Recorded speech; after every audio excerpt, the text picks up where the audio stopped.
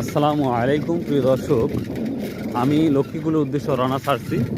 আপনারা যদি আপনাদের দেখাই, এই মাঠগুলাতে এখন পর্যন্ত কোনো রসুন উঠায় নাই, এখন পর্যন্ত কোনো রসুন উঠানো হয় নাই।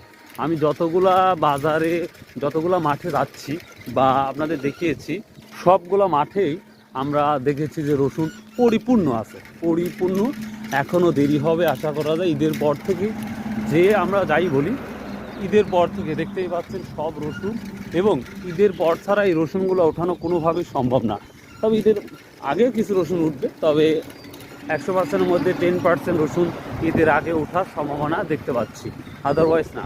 আমার চোখ যতগুলো জায়গা ফাঁকা আছে সকল জায়গায় দেখতে পাচ্ছি রসুন আর রসুন। তো দেখতেই পাচ্ছেন এদিকেও রসুন, মানে অন্যরকম একটা ব্যাপার। সো এই ছিল শর্ট ভিডিও। প্রিয় দর্শক, যদি 100% তথ্য পেতে চান, সাবস্ক্রাইব, শেয়ার, কমেন্ট করুন। বাই, আল্লাহ হাফেজ।